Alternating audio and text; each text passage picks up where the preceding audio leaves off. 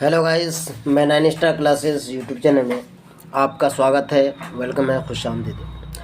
आज का इस वीडियो में मैराथन क्लास के तौर पर चलेगा, जो पूरा ऑल चैप्टर्स इस वीडियो में हम कंप्लीट करेंगे और आप इस वीडियो को आखिर तक देखेंगे, जो काफ़ी इम्पोर्टेंट है आपका जो एग्ज़ाम होने वाला है 21 तारीख को। खासकर दरख्शां हिस्सा दोम का मुकम्मल नोट्स है, इसमें अलग अलग चैप्टर्स है। क्या क्या हम थोड़ा सा बता देते हैं। सबसे पहले आपको हिम्मत और जज्बा रखना है। लहरों से डरकर नौका पार नहीं होती, लहरों से डरकर नौका पार नहीं होती, कोशिश करने वालों की हार नहीं होती। इस वीडियो में क्या है कि इस पीडीएफ में 500 सब्जेक्टिव क्वेश्चंस विद आंसर है और ऑब्जेक्टिव क्वेश्चंस भी है। वन शॉट वीडियो है, इसमें 32 चैप्टर के तौर पर, उसके साथ साथ उर्दू ग्रामर, उर्दू लेटर्स हैं। और इस वीडियो में जितने भी हम चैप्टर्स पढ़ाएंगे अभी, ये तमाम के तमाम 1 बाय 1 चैप्टर्स वीडियो के रूप में हमारे nine star classes YouTube channel में अपलोड है और प्लेलिस्ट में आप देख सकते हैं। लेकिन यहाँ हम बहुत कम समय में आपको पूरा बुक कंप्लीट करेंगे। इनमें से कम आपका 80 नंबर्स आपके एग्ज़ाम में आ जाएंगे। इस कंप्लीट वीडियो को आप शुरू से आखिर तक देखेंगे, क्योंकि ये मैराथन क्लास है, अब की बार एग्ज़ाम पार। तो आपको 90+ लाने में काफ़ी सहायता मिलेगा। अगर आपको हमारे इस चैनल के माध्यम से अगर आपको पढ़ना है या नोट्स PDF नोट्स चाहिए, तो आप हमारे मोबाइल नंबर 700441244335 में कांटेक्ट करेंगे और मैसेज करेंगे तो आपको नोट्स मिल जाएगा। तो चलिए हम शुरू करते हैं। सबक नंबर 1 यानी आपका दरख्शां दोम का चैप्टर नंबर 1 हम्द खुदा अज़्ज़ व जल से हम शुरू करेंगे, जो काफ़ी इम्पोर्टेंट है। तो पहला है, यहाँ क्या कर रहा है कि सबक नंबर 1 में हम्द खुदा अज़्ज़ व जल, जिसमें मुख्तसर तरीन सवालात है। सवाल नंबर 1, इसमें आपका ऑब्जेक्टिव भी हल हो जाएगा और सब्जेक्टिव भी आपके हल हो जाएंगे। तो सवाल नंबर 1 में है कि शबनम कमाली कब पैदा हुई। आपका ऑब्जेक्टिव भी ये पूछ सकता है और सब्जेक्टिव में। तो शबनम कमाली की पैदाइश 22 जुलाई 1938 ईस्वी को हुआ था। दूसरा सवाल है, शबनम कमाली कहाँ पैदा हुए थे। तो जवाब, शबनम कमाली सीतामढ़ी जिला के पोखरीरा गांव में पैदा हुए थे। तीसरा सवाल है, शबनम कमाली का इंतकाल कब हुआ। शबनम कमाली का इंतकाल 2004 ईस्वी में हुआ था। 4 नंबर का सवाल है, कायनात की तख्लीक किसने की है। तो कायनात की तख्लीक अल्लाह तबारक व तआला ने किया। 5 नंबर में है, इंसान की मुश्किलों को कौन हल करता है। तो इंसान की मुश्किलों को अल्लाह ताला हल करते हैं। 6 नंबर का सवाल है, शबनम कमाली का असल नाम क्या था। तो शबनम कमाली का असल नाम मुस्तफ़ा रज़ा था। कुछ अहम इस्तिलाहात है जो ये आपको हर हाल में, यहाँ ये 4 क्वेश्चंस आपका दिया हुआ है, इनमें से एक क्वेश्चंस आपका पूछेगा। यहाँ जो दिया हुआ है, क्या था कि हम्द, हम शॉर्ट में लिखे हैं, आपको पूछेगा हम्द किसे कहते हैं। तो उसको आप लिखेंगे कि जिस नज़्म में खुदा ताला की तारीफ़ और तौसीफ़ बयान की जाए, उसको या उस नज़्म को हम्द कहते हैं। अगला है, कहते हैं कि नात, वो नज़्म जो रसूलुल्लाह सल्लल्लाहु अलैहि वसल्लम की शान में कही जाए, उसको नात कहते हैं। अब एक लाइन में लिख देंगे, आपको 2 नंबर या 3 नंबर का पूछेगा, वो आपको मिल जाएगा। या ऑब्जेक्टिव में पूछ सकता है कि नात किसे कहते हैं। तो जिसमें अल्लाह ताला की तारीफ़ बयान किया जाए, जिसमें आखिरी नबी मोहम्मद सल्लल्लाहु अलैहि वसल्लम की तारीफ़ बयान किया जाए, या जिसमें किसी बुजुर्गान दीन की तारीफ़ बयान किया जाए, या किसी ख़ास लोगों की तारीफ़ किया जाए, तो आप उसको आसानी से बता सकते हैं कि जिसमें हमारे प्यारे नबी सल्लल्लाहु अलैहि वसल्लम की शान में या उसकी तारीफ़ बयान किया जाए, उसी नज़्म को नात पाक कहेंगे। चलिए अगला है, मनक़बत किसे कहते हैं।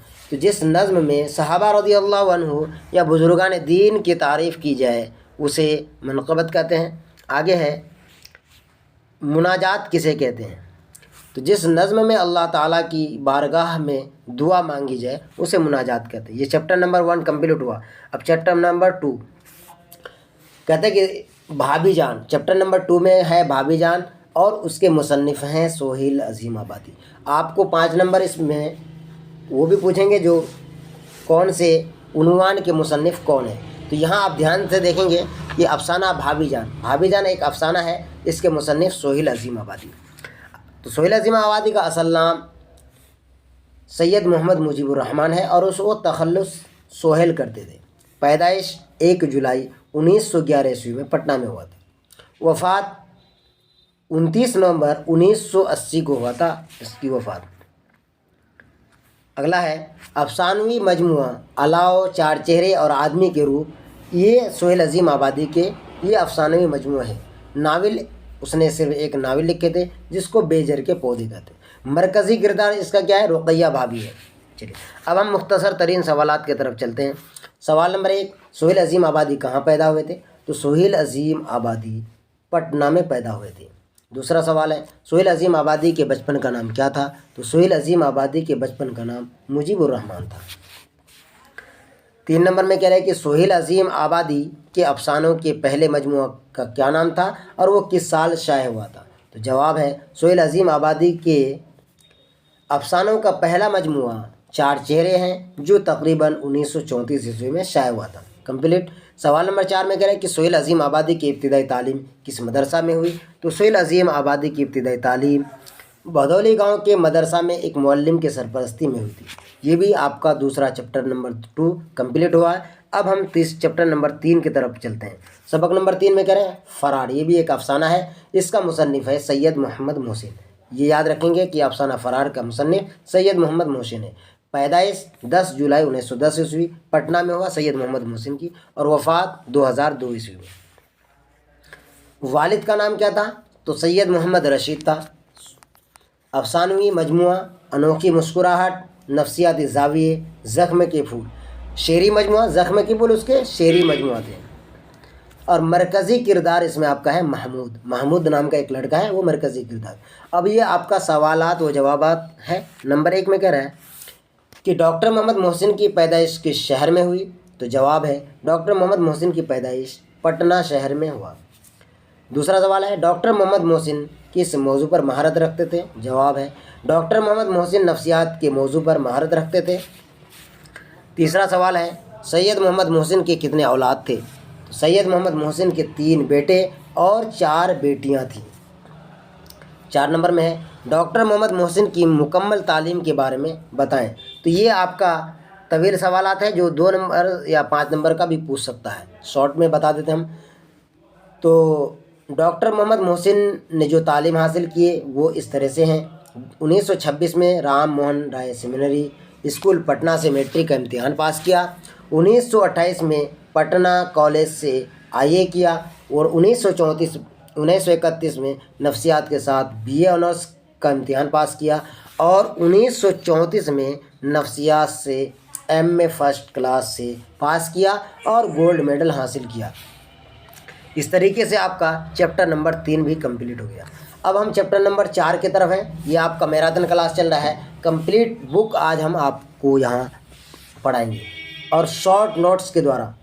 चलिए अब तक आप इस चैनल में अगर नए हैं तो फटाफट सब्सक्राइब कर दीजिए और वीडियो को लाइक भी कीजिए, और आपके जो भी जितने भी साथी इस बार एग्ज़ाम देंगे मैट्रिक का, आप उसको फटाफट शेयर कर दीजिए, क्योंकि यहाँ से आपका इस वीडियो से आने वाले हैं 80 नंबर सिर्फ।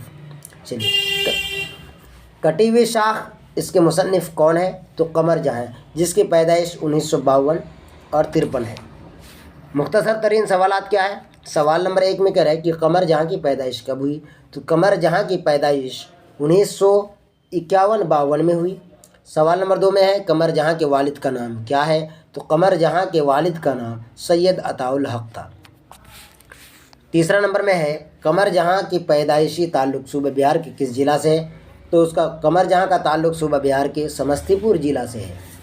सवाल नंबर 4 में है कमर जहाँ का कौन सा अफसाना आपके नसाब में शामिल है। जवाब कमर जहाँ का अफसाना कटी हुई शाख हमारे नसाब में शामिल है। सवाल नंबर 5 में है कमर जहाँ किस यूनिवर्सिटी से MA और PhD किया। तो जवाब कमर जहाँ ने पटना यूनिवर्सिटी से उर्दू में MA और PhD किया। सवाल नंबर 6 में है कमर जहाँ की पहली कहानी क्या है और कब शाये हुआ। तो पहली कहानी जुनून वफ़ा है जो माह नामा सुबह 9 पटना से 1966 ईस्वी में अशात पजीर हुई थी, यानी उसको 1966 में छापा गया था। 7 नंबर में है कमर जहां किस यूनिवर्सिटी से अपनी करियर का आगाज़ किया।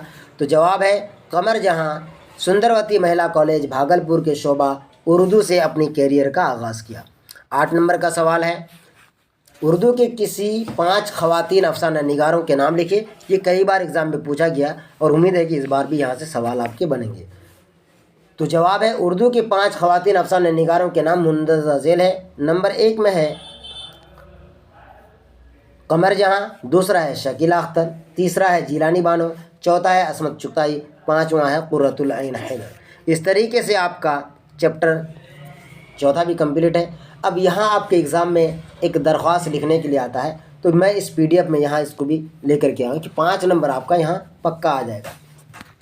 तो आप लोग अपने हेड मास्टर को फ़ीस माफ़ी के लिए दरख्वास्त लिखेंगे, वो किस तरीके से लिखें आप लोग ध्यान से देखिए एक बार। जनाब हेड मास्टर साहब, हाई स्कूल कमाती टेढ़ागाछ किशनगंज बिहार। आपका स्कूल जहाँ भी है वहाँ का नाम दे सकते हैं, इसमें कोई दो राय नहीं, आप लिख सकते हैं। चलिए, तो हम किसी के स्कूल का नाम लिख दिए हैं। आगे है इस तरीके से लिखना है जनाब आली। उसके बाद है गुजारिश है कि मैं आपके स्कूल की 10वीं जमात का तालिब इल्म हूँ या स्टूडेंट हूँ। मेरे वालिद साहब कई माह से बीमार ही चल रहे हैं, इस वजह से उनका कारोबार बंद है। वह मेरी फ़ीस अदा करने में कासिर है या तैयार नहीं है, इसलिए जनाब आली से इल्तिजा है, यानी गुजारिश है कि मेरी पूरी फ़ीस माफ़ कर दीजिए, ऐ नवाजिश होगी। इस तरीके से आपका दरख्वास्त मुकम्मल हो जाएगा। या आपको किसी और चीज़ पर लिखना है तो बस इसी तरीके से लिखना है, और वो जो चीज़ के लिए कहेंगे वहाँ उसको चेंज कर देना है। और उसके बाद यहाँ लिखना है आपका शागिर्द मोहम्मद नकी बंदर। यहाँ आप अपना नाम दे सकते हैं, लेकिन अगर आप अपना नाम नहीं देंगे तो और बेहतर होगा, वहाँ अलिफ बा जीम दाल दे देंगे, काफ़ी है। दर्जा दहम कर देंगे आप। उसका तारीख़ आप उस दिन का दे सकते हैं या नहीं भी दे सकते, इससे कोई ज़रूरी नहीं। चलिए, इस तरीके से आपका ये दरख्वास्त वो हुआ। दूसरा दरख्वास्त इस तरीके से भी है, फ़ीस माफ़ी के लिए दरख्वास्त। यहाँ आपको थोड़ा सा इसमें चेंजिंग है। जनाब हेड मास्टर साहब, हाई स्कूल कमाती टेढ़ागाछ किशनगंज बिहार। इस तरीके से आप लिख देंगे, या आपका जिस जिला से है, जौन सा रियासत से हैं, आप वहाँ का नाम दे सकते हैं, वहाँ का स्कूल का नाम दे सकते हैं, कोई इसमें दिक्कत नहीं है, आपको पूरा नंबर मिल जाएगा। आगे है जनाब आली, गुजारिश है कि मैं आपके स्कूल की 10वीं जमात का तालिब इल्म हूँ। मेरे वालिद साहब कई माह से बीमार चल रहे हैं, इस वजह से उनका कारोबार बंद है। इस वजह से उनका कारोबार बंद है, वो मेरी फ़ीस अदा करने से कासिर हैं, इसलिए जनाब आली से इल्तिजा है कि मेरी पूरी फ़ीस माफ़ कर दीजिए, ऐ नवाजिश होगी। सेम उसी तरह से आपका शागिर्द मोहम्मद नकी बंदर, दर्जा दहम, तारीख़ 25/9/2022, इस तरीके से लिखिएगा। तीसरा दरख्वास्त है दरख्वास्त बराए फ़ीस माफ़ी। ये भी थोड़ा सा इसमें अलग चेंजिंग किया गया है। बख़िदमत जनाब प्रिंसिपल साहब हाई स्कूल, यहाँ आप हाई स्कूल जौन सा है वो आप वहाँ लिख सकते हैं। जनाब आली, मुअद्दबाना गुजारिश है कि मेरे वालिद साहब एक किसान हैं, उनकी आमदनी बहुत कम है, जबकि हमारा कुंबा 8 अफराद पर मुश्तमिल है। तो आपका कुंबा 8 अफराद, 2 अफराद, 5 अफराद जो भी है वहाँ लिख सकते हैं, वो देखने नहीं आएंगे, जो कॉपी चेक करेंगे। उसका सबका अखराजात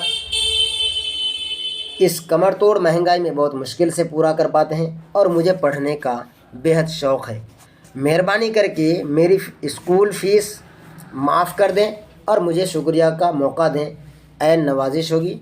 अल आरिस, आपका मुखलिस शागिर्द, अलीफ बाजी जमात दहम, इस तरीके से लिख देंगे आप। और तारीख़ 12 दिसंबर 2022, तो अभी 2023 चल रहा है, फरवरी आप लिख दीजिएगा 21/2/2023। जिस दिन आपका एग्ज़ाम है उस दिन का डेट दे सकते हैं, कोई दिक्कत नहीं है।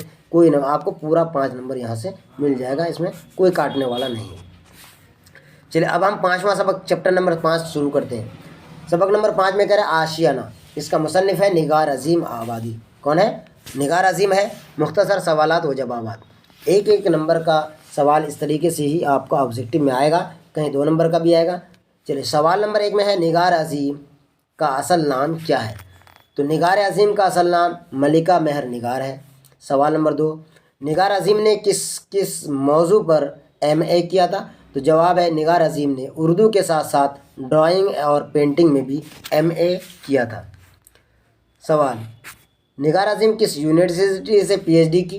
تو جواب ہے نگار عظیم جامعہ ملیہ اسلامیہ سے PhD کی ڈگری حاصل کی تھی، جو JMI یعنی جامعہ ملیہ اسلامیہ جو دہلی میں ہے۔ سوال نمبر 4 میں کہہ رہا ہے کہ نگار عظیم کا مجموعہ گہن کب شائع ہوا؟ جواب نگار عظیم کا مجموعہ گہن 1999 عیسوی میں شائع ہوا تھا۔ 5 نمبر میں ہے نگار عظیم کے اولین افسانوی مجموعہ کا نام کیا ہے، یعنی سب سے پہلا؟ تو جواب ہے نگار عظیم کے اولین افسانوی مجموعہ کا نام عکس ہے۔ سوال نگار عظیم کے سفر نامہ کا کیا نام ہے؟ تو جواب نگار عظیم کے سفر نامہ کا نام گرد آوارگی ہے، اور یہ کافی مشہور بھی ہے۔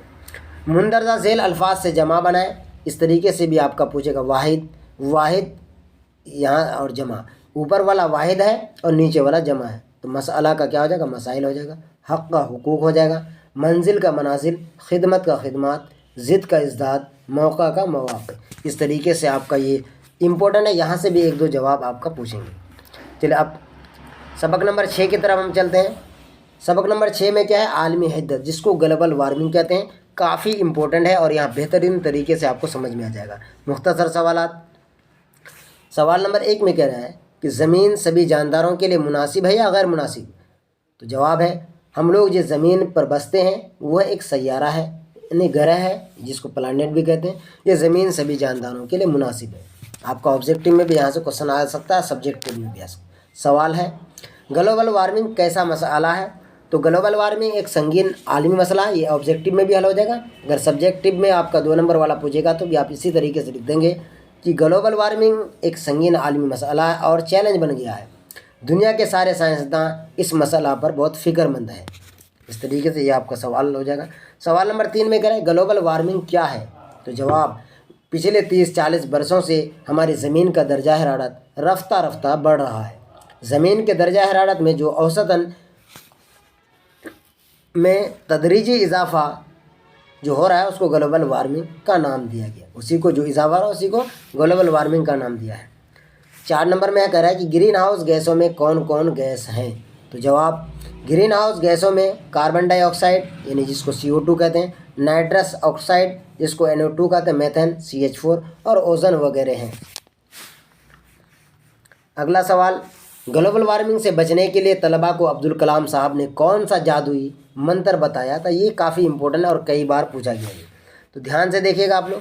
کہتا ہے کہ 27 دسمبر سے 31 دسمبر 2008 عیسوی میں 5 دنوں کا بال وگیان کانگریس یعنی چائلڈ سائنس کانگریس ناگالینڈ کے شہر دیماپور میں منعقد کیا گیا تھا، جس میں مہمان خصوصی کے طور پر سابق صدر یعنی جس کو راشٹرپتی کہتے ہیں، تو پورو راشٹرپتی سابق صدر ہند راشٹرپتی اور عالمگیر شہرت یافتہ سائنسداں جناب APJ عبدالکلام صاحب شرکت کیا تھا۔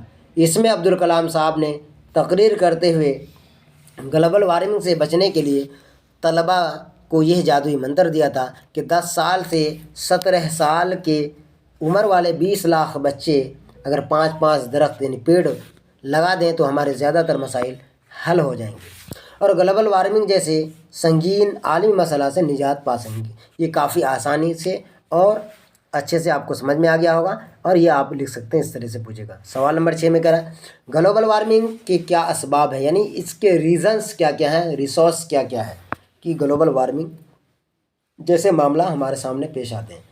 تو کہا جاتا ہے کہ جواب میں ہے گلوبل وارمنگ کے اسباب وجہ گرین ہاؤس گیسوں کے اثرات، بے شمار کل کارخانوں کا کھلنا، تیزی کے ساتھ جنگلوں کا کاٹنا اور موٹر گاڑیوں کی تعداد میں بے شمار اضافہ، یہ سارے کے سارے گلوبل وارمنگ کا ایک مسئلہ ہے۔ اگلا سوال ہے 7 نمبر میں کرے گی گلوبل وارمنگ کے تشویشناک اثرات کیا ہوں گے؟ اس میں جواب ہے بالکل آسان اور مختصر میں لکھے ہیں، گلوبل وارمنگ یعنی عالمی حدت کے نہایت خطرناک اثرات ہو سکتے ہیں۔ اس عالمی حدت کے اضافہ کے نتیجہ میں ایک وقت ایسا بھی آ سکتا ہے کہ زمین کا درجہ حرارت بہت زیادہ بڑھ سکتا ہے، جس کا نتیجہ ہوگا کہ سمندر کے اندر بڑے بڑے تودے پگھلنے لگیں گے، سمندر کے پانی کی سطح میں تیزی سے اضافہ ہوگا، جن کی وجہ سے ساحلی علاقوں میں بہت سے شہر اور زمینی علاقہ سمندر میں سما جائیں گے، یعنی اس میں مل جائیں گے، جل مگن ہو جائیں گے۔ कंप्लीट हुआ चैप्टर नंबर 6। अब चैप्टर नंबर 7 में कह रहा है कि रिया क्या है, जो उसका मुसन्निफ़ है सर सैयद अहमद खां। तो काफ़ी इंपॉर्टेंट चैप्टर है। तो यहाँ हम शुरू करते हैं सवाल नंबर 1। सर सैयद अहमद खां की पैदाइश कब हुई? तो सर सैयद अहमद खां की पैदाइश 17 अक्टूबर 1817 ईस्वी को दिल्ली में हुई। अगला सवाल है, सर सैयद की वालदा का नाम क्या था? तो सर सैयद की वालदा का नाम अज़ीज़ुन्निसा बेगम था।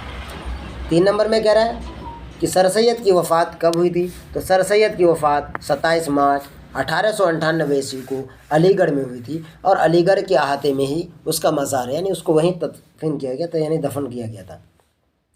4 नंबर में कह रहा है, सर सैयद का कौन सा मजमून आपके नसाब में शामिल है?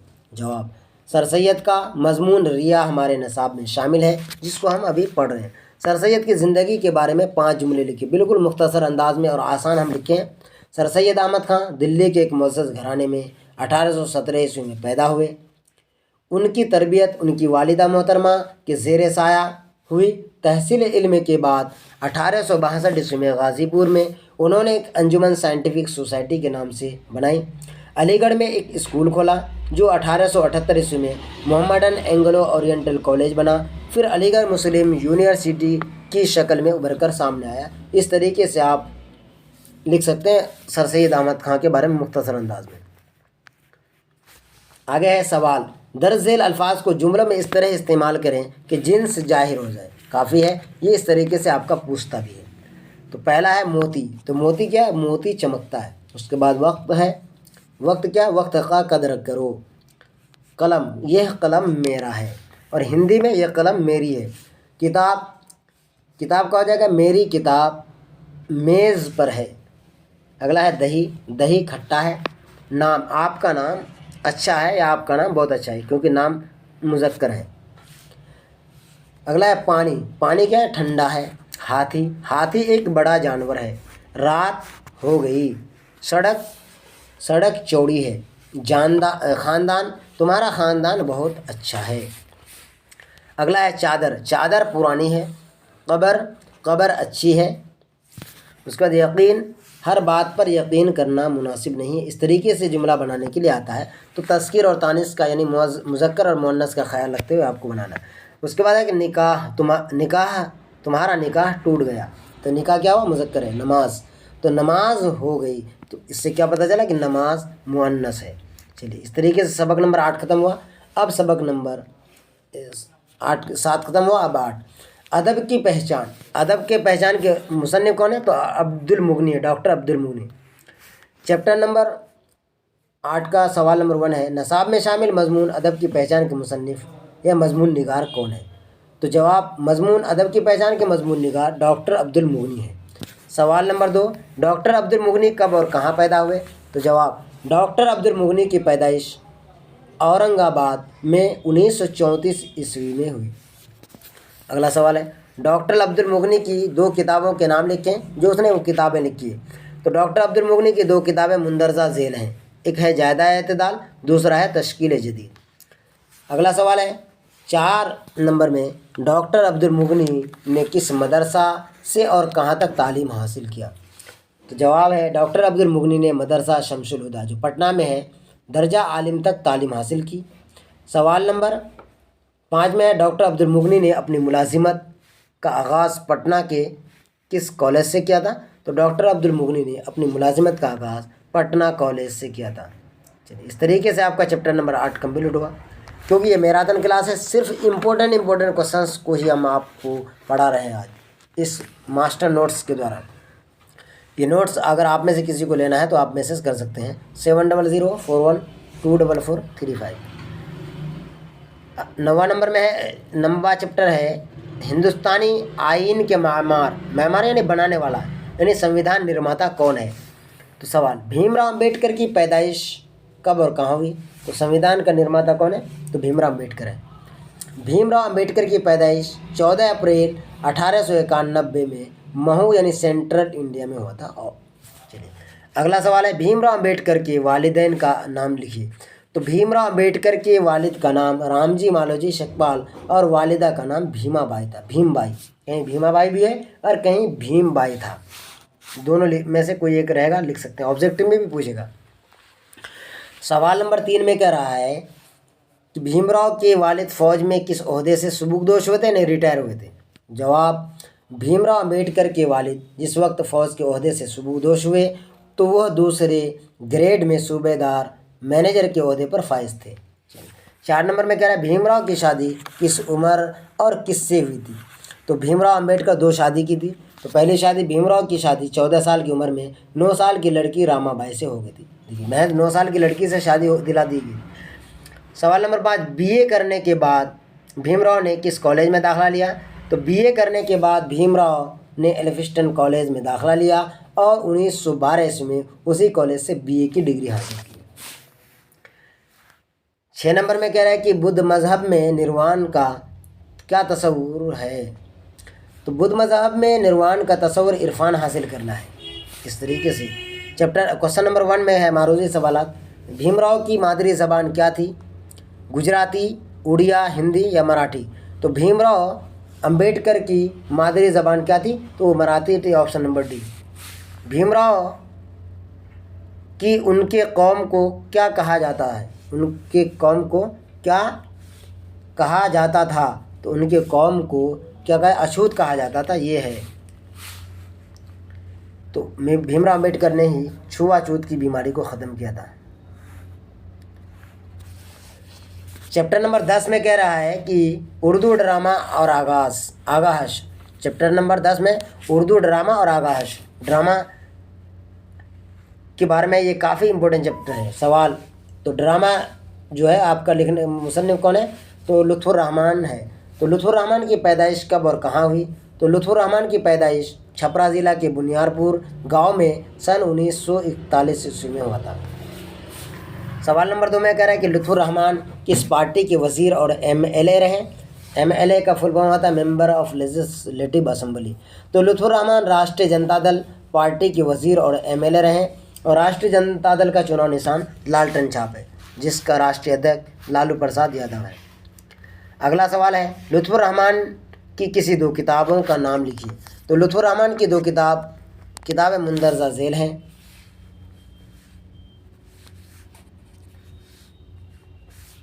नंबर 1 ताज़गी बरगो नवा और दूसरा है ताबीर व तनक़ीद। ये उसकी किताबें इस तरह से पूछते हैं। सवाल नंबर 4 में कह रहे हैं कि आगा हश्र के किसी एक ड्रामा का नाम लिखिए। तो आगा हश्र का जो ड्रामा है वो रुस्तम व सोहराब है, जो काफ़ी इम्पोर्टेंट है। रुस्तम व सोहराब जो पूछता है, ऑब्जेक्टिव में इस बार भी रह सकता है। 5 नंबर में कह रहा है ड्रामा की तकमील का लाजमी आंसर क्या है। तो ड्रामा की तकमील यानी ड्रामा को मुकम्मल करने का लाजमी आंसर स्टेज है। बगैर स्टेज के ड्रामा मुकम्मल नहीं हो सकता है। इसी चैप्टर में आपका कुछ कवायद से रिलेटेड भी क्वेश्चंस हैं, तो यहाँ हम इसको लेकर लिख दिए हैं, बढ़िया से नोट बना दिए हैं। कहता है कि इसमें की तारीफ़ कीजिए और उसके अक़साम को बयान कीजिए। इसमें की तारीफ़, किसी भी आदमी, जगह या चीज़ के नाम को इसमें कहा जाता है। जैसे अकरम किसी इंसान का नाम है, गंगा एक नदी का नाम है, पटना एक शहर का नाम है, कलम ये एक इस्म आला है, कलम को इस्म आला कहते हैं। तो ये इसमें की तारीफ़ हुआ। किसी आदमी, जगह या चीज़ के नाम को इसमें कहते हैं। तो किसी आदमी का नाम जैसे अकरम, किसी जगह जैसे पटना, चीज़ कलम हुआ, नदी जैसे गंगा, ये सब इसम हुआ। अब कहते हैं माने के एतबार से इसमें की 2 किस्में हैं। माने के एतबार से इसमें की 2 किस्में हैं, इसम मारफा और इसम नकरा, जो काफ़ी इंपॉर्टेंट है। इसम मारफा इसम ख़ास को कहते हैं और इसम नकरा इसम आम को कहते हैं। इससे रिलेटेड हम यह क्वेश्चन आपका लेकर के आए, बहुत ही इंपॉर्टेंट। आप इसको थोड़ा ध्यान से सुनिए, आपको याद हो जाएगा और ये सवाल आपका रहेगा एग्ज़ाम में। कहते हैं इसम मारफा उस इसम को कहते हैं जिससे किसी ख़ास जगह, आदमी या चीज़ का नाम मालूम हो। जैसे गंगा एक ख़ास नदी है, एक ख़ास नदी का नाम है। हिमालय एक ख़ास पहाड़ का नाम है। टीपू सुल्तान किसी एक ख़ास शख्स का नाम है वगैरह। पटना एक ख़ास जगह है जो उसको हम इसम ख़ास कह सकते हैं। अब हम इसम नकरा की तरफ चलते हैं। इसम नकरा जिसको इसम आम कहते हैं, जो जनरल चीज़ है, उस इसम को कहते हैं जो किसी ख़ास चीज़ के लिए ना बोला जाए।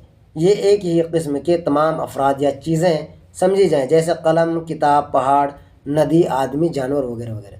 जैसे कि आपको बोला पहाड़, तो कौन सा पहाड़ है भाई, हिमालय पहाड़ है कि K2 है या कोई सा भी है, तो जनरली कोई भी है, जैसे आदमी, कलम, कोई सा भी कलम, किताब, कोई सी भी किताब, तो ये इसम नकरा यानी इसम आम को इसम नकरा कहते हैं। चलिए अगला है, ये भी चैप्टर आपका कंप्लीट हुआ। अब चैप्टर नंबर हम 12, आर्यभट्ट तरेगना, ये भी काफ़ी इम्पोर्टेंट है। आर्यभट्ट की पैदाइश पटना के मगरिब खगोल में 476 ईस्वी में हुआ और वफ़ात 564 ईस्वी में, यानी 18 साल की उम्र में उसका इंतकाल हो गया था। तहक़ीक़ी कामों के लिए तजरबागाह पटना से 30 किलोमीटर जनूब में मसूरी के नज़दीक तरेगना में कायम किया गया था, और जो आर्यभट्ट ने किया था। तरेगना में बैठकर की ही मशहूर किताब आर्य सिद्धांत और तंत्र लिखे थे। ये कौन लिखा था? ये आर्यभट्ट ने लिखा था। पूछा जा सकता है ऑब्जेक्टिव में कि मशहूर किताब आर्य सिद्धांत और ये तंत्र कहाँ बैठकर लिखे थे? तो ये तरेगना में लिखे थे, और तरेगना का मानी होता है तारा गिनना। पटना गया रेलवे लाइन्स में मसूरी स्टेशन का नाम तरेगना रखा गया है। तरेगना पश्चिम में सोन नदी और पूरब में पुनपुन नदी के बीच में वाक़ है। कौन कौन नदी? कहता है कि पश्चिम में सोन नदी और पूरब में पुनपुन नदी है, उसके बीच में वाक़ है ये तरेगना। आर्यभट्ट ने 60 फीट की बुलंदी पर एक टीला बनाया, जिस पर बैठकर वो रात को तारों और सैयारों के बारे में तहक़ीक़ करते थे, 60 फीट की ऊंचाई पर बैठ कर के। अगला सवाल है, सूरज ग्रहण और चांद ग्रहण का मुख्तसर तारुफ पेश कीजिए। आप यहाँ थोड़ा सा समझ लीजिए कि चांद ग्रहण और सूरज ग्रहण किसको कहते हैं। सूरज ग्रहण यानी सोलर इक्लिप्स, जब सूरज और ज़मीन के दरमियान चांद आ जाए तो उस वक्त सूरज ग्रहण होता है। ध्यान से सुनेगा, सूरज ग्रहण किसे कहता है आपको पूछा जा सकता है, तो यहाँ आप अगर ध्यान से सुन लेंगे तो याद हो जाएगा। कहता है कि सूरज ग्रहण जब सूरज और ज़मीन के दरमियान ये चांद आ जाए तो उस वक्त सूरज ग्रहण होता है। अब अगला है चांद ग्रहण। यहाँ देख सकते हैं आप कि चांद ग्रहण है ना, सूरज ग्रहण इस तरीके से हम डायग्राम में समझाए हैं कि जैसे कि ये आपका यहाँ एक नंबर में ज़मीन है और इधर सूरज है, इसके बीच में यहाँ चांद आ गया, तो इसको हम क्या कहेंगे? तो इसको हम सूरज ग्रहण कहेंगे। और जब चांद और सूरज के दरमियान ज़मीन आ जाए तो उस वक्त चांद ग्रहण होता है। तो यहाँ आप लोग ध्यान से देख लीजिए, समझ में आ जाएगा बिल्कुल। चांद ग्रहण यानी जब सूरज और चांद के दरमियान ज़मीन आ जाती है, सूरज और चांद के दरमियान ज़मीन आ जाती है, और जब सूरज और चांद के बीच ज़मीन आती है, जब सूरज और ज़मीन के बीच चांद आती है तो सूरज ग्रहण, और जब सूरज और चांद के बीच ज़मीन आती है तो चांद ग्रहण। तो चांद ग्रहण क्या है कि जब सूरज और चांद के दरमियान ज़मीन आ जाती है तो उस वक्त क्या होता है? उस वक्त चांद ग्रहण हो जाता है। जैसे यहाँ दिया हुआ डायग्राम में कहता है कि ये अर्थ है, इधर चांद है और इधर सूरज है, इसके बीच में ज़मीन आ गया तो क्या हो गया? आपका चांद ग्रहण हो गया। और यहाँ ज़मीन और सूरज के बीच चांद आ जाए तो सूरज ग्रहण। उम्मीद है कि आपको ये समझ में आ गया बहुत अच्छी तरीके से।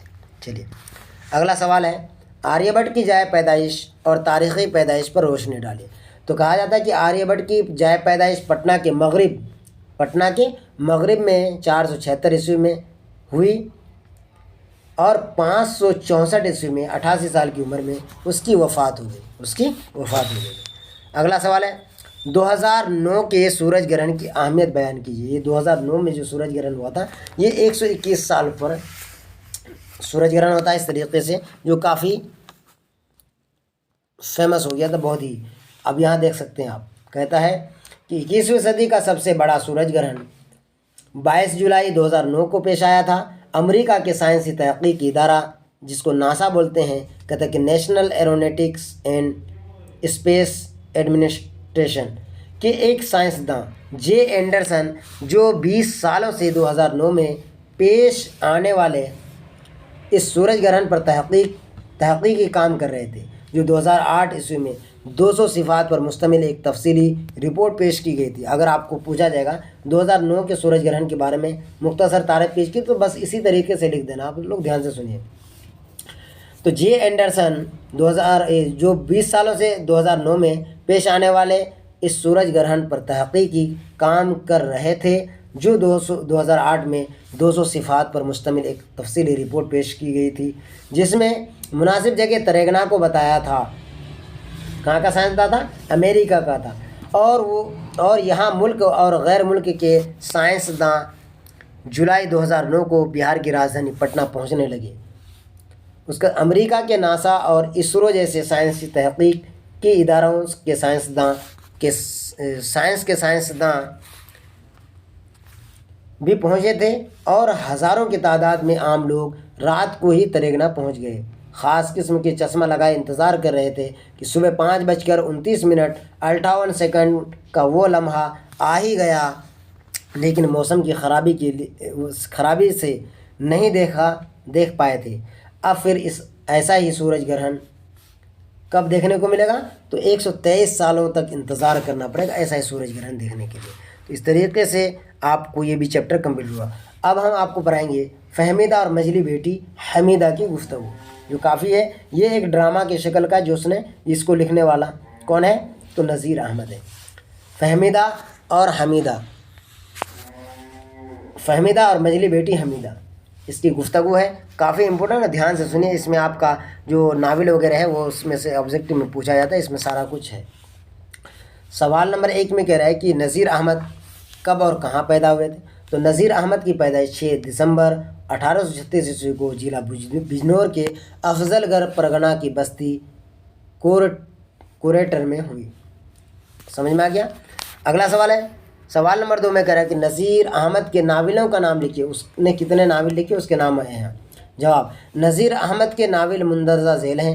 نمبر 1 میں ہے میرات العروس،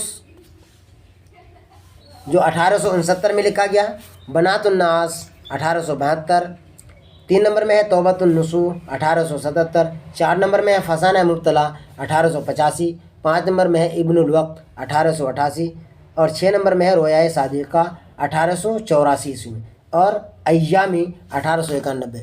اس طریقے کا جو ہم چیپٹر وائز پڑھا رہے ہیں، تو بہتر طریقے سے ایسے ہر ایک چیپٹر کا ویڈیو ہمارے پلے لسٹ میں اس چینل میں اپلوڈ ہے، وہاں سے بھی آپ دیکھ سکتے ہیں۔ 10-10 12-12 منٹ کا ایک چیپٹر ہے، لیکن ہم یہاں بہت تیزی سے آپ کو پڑھا رہے ہیں، کیونکہ یہ میراتھن کلاس اور شارٹ میں ہم صرف آبجیکٹو اور سبجیکٹو کوسچن جو VVI ہے اسی کو ہم پڑھا رہے ہیں۔ تو اس طریقے سے نذیر احمد کے ناول مندرجہ ذیل ہیں۔ پوچھ سکتا ہے، آپ کو یہاں اکثر پوچھتا ہے کہ بنات الناس یا ابن الوقت یا توبۃ النصوح، یہ 3 پوچھتا ہے، یا پوچھے گا کہ توبۃ النصوح کب لکھا گیا تھا؟ تو 1877 عیسوی میں۔ چلیے اگلا سوال ہے، فہمیدہ اور حمیدہ نصوحی کون تھی؟ تو فہمیدہ نصوح کی بیوی تھی اور حمیدہ نصوح کی مزلی بیٹی تھی۔ یہ کوشچن کو آپ کو سمجھ لینا ہے، یہ پوچھتا اور کنفیوژن ہو جاتا ہوں۔ فہمیدہ نصوح کی بیوی تھی اور حمیدہ نصوح کی مزلی بیٹی تھی۔ کلیئر؟ اردو کے کسی 5 ناول نگاروں کے نام، یہاں سے بھی پوچھ سکتا ہے۔ تو جواب میں ہے، نمبر 1 میں ہے ڈپٹی نذیر احمد، دوسرا ہے سہیل عظیم آبادی، سعادت حسن منٹو، پریم چند اور راجندر سنگھ بیدی۔ یہ کیا ہے؟ اردو کے مشہور ناول نگار ہیں۔ اگلا سوال ہے، نذیر احمد نے کس کی تعلیم و تربیت کے لیے ناول لکھے تھے؟ تو نذیر احمد نے اپنی بیٹیوں کی تعلیم و تربیت کے لیے ناول لکھے تھے۔ 5 نمبر میں ہے زیر نصاب ناول کے اقتباس سے 2 کردار کے نام لکھیے۔ اس جو ناول میں جو کردار، زیر نصاب ناول کے اقتباس سے 2 کردار نصوح اور حمیدہ ہے۔ کون کون ہے؟ نصوح اور حمیدہ ہے، یہ اس کے کردار ہیں۔ اس طریقے سے یہ بھی چیپٹر آپ کا کمپلیٹ ہو گیا۔ اب ہم مکتوبات غالب کی طرف چلتے ہیں۔ یہ مکتوبات جو غالب ہے یہ کافی ہے۔ مکتوب کا مطلب ہوتا ہے خط، مکتوب کا جمع مکتوبات، اور خط کو ہی مکتوب کہتے ہیں۔ اس ویڈیو کو ہم کافی بہتر طریقے سے وہاں ویڈیو میں اپلوڈ کیے، لیکن یہاں مختصر انداز میں پڑھتے ہیں۔ تو مکتوبات غالب نے کس کو خط لکھا تھا؟ سید شاہ کرامت حسین کرامت ہمدانی کے نام سے اس نے ایک خط لکھا تھا۔ مختصر ترین سوالات، مرزا غالب کی پیدائش کب اور کہاں ہوئی تھی؟ تو مرزا غالب کی پیدائش آگرہ میں 1897 عیسوی میں ہوا، اور اس کا جو مزار ہے وہ دہلی میں ہے، یاد رکھنا ہے۔ سوال نمبر 2 میں ہے مرزا غالب کے کسی خطوط کے ایک مجموعہ کا نام لکھیے۔ تو اس نے اس کے دو خطوط کے مجموعہ ہیں، ایک اردو معلّہ ہے اور دوسرا ہے عود ہند۔ تو غالب کے خطوط کے ایک مجموعہ کا نام ہے اردو معلّہ۔ کیا نام ہے؟ اردو معلّہ۔ تو ایک عود ہند ہے اور ایک اردو معلّہ ہے۔ تو غالب نے کل کتنے خطوط لکھے تھے؟ تو غالب نے تقریباً 900 خطوط لکھے تھے۔ یہ ہر بار ایگزام میں پوچھا جاتا ہے، اس کو یاد رکھنا ہے۔ غالب کی وفات کب اور کہاں ہوئی تھی؟ تو غالب کی وفات 15 فروری یعنی فروری 1869 عیسوی میں دہلی میں ہوئی تھی۔ یاد رکھنا، جب مہاتما گاندھی کی پیدائش جس سال ہوا تھا تو اسد اللہ خان غالب کا اسی سال انتقال ہوا تھا۔ تو مرزا اسد اللہ خان غالب کا یہ غالب تخلص ہے۔ پہلے وہ اسد تخلص کرتے تھے اور بعد میں وہ غالب تخلص کرنے لگے۔ اس طریقے سے چیپٹر نمبر 13 ختم۔ اب یہاں 14 ہم پڑھیں گے، مکتوبات شہباز۔ یہ مکتوبات شہباز جو یہ بھی ایک خط لکھے تھے تو اسی کے بارے میں ہے یہ۔ سوال نمبر 1 میں کہہ رہا ہے شہباز کی پیدائش کب اور کہاں ہوئی؟ تو شہباز کی پیدائش سن 1860 عیسوی کے آس پاس باڑھ صوبہ بہار میں ہوئی۔ باڑھ۔ دوسرا ہے سوال، شہباز کی کتنی شادیاں ہوئی اور ان کی بیوی کے نام کیا ہیں؟ تو شہباز کی 2 شادیاں ہوئی، ان کی بیویوں کے نام شمس النساء بیگم اور اشرف النساء بیگم۔ تیسرا ہے شہباز کی 2 کتابوں کے نام لکھے۔ تو 2 کتابوں کا نام خیالات شہباز اور خدا کی رحمت، مقدمہ خیالات آزاد، یہ اس کی کتابیں ہیں۔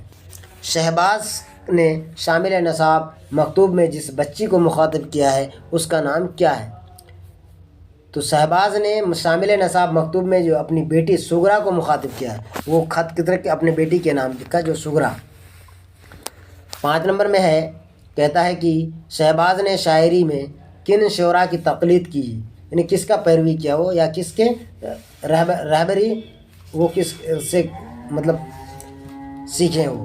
تو شہباز نے شاعری میں نظیر، حالی، اکبر الہ آبادی کی تقلید کیا ہے۔ نظیر، الطاف حسین حالی اور اکبر الہ آبادی کی تقلید کی ہے۔ سوال نمبر 6 میں کہہ رہا ہے کہ مندرجہ ذیل الفاظ سے جمع بنائیں۔ یہ کتاب میں ہے، اس طریقے سے پوچھتا ہے۔ تو یہ حق کا حقوق ہو گیا، فن کا فنون، قبر کا قبور، منزل کا منازل، دلیل کا دلائل، ولی کا اولیاء، امت کا امم، دین کا ادیان۔ تو اس طریقے سے آپ کا بہت سارے جمع، واحد سے جمع اور ضد، ازداد، مترادفات کی بھی ویڈیو ہمارے چینل میں اپلوڈ ہے اور قواعد کے بھی بہت سارے ویڈیو اپلوڈ ہے پلے لسٹ میں، آپ وہاں سے بھی جا کر کے دیکھ سکتے ہیں۔ چیپٹر نمبر 15 آپ یہاں سے شروع ہوتا ہے، مکتوبات مہدی آفادی۔ مہدی آفادی جو مولوی سید مقبول احمد صمدانی کے نام ایک خط لکھتے ہیں، مکتوب کے بارے میں پہلے ہی بتا دیے۔ سوال نمبر 1 میں کہہ رہے ہیں مہدی آفادی کب اور کہاں پیدا ہوئے؟ تو مہدی آفادی گورکھپور میں 1828 عیسوی میں پیدا ہوئے تھے۔ اگلا، مہدی آفادی نے کتنی شادیاں کی تھیں؟ تو مہدی آفادی نے 3 شادیاں کی تھیں۔ سوال نمبر 3 میں کہہ رہا ہے کہ مہدی آفادی کو اردو کے علاوہ کن کن زبانوں میں مہارت حاصل تھی؟